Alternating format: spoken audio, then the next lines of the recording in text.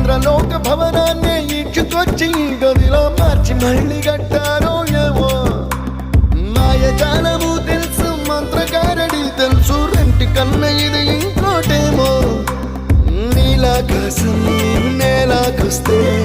ఇట్టాగే ఉంటాదో ఏమో ఈ సంతోషం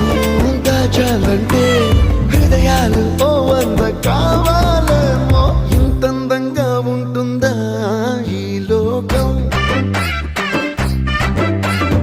ఇన్నాళ్ళు ఈ మనసుకి తెలియ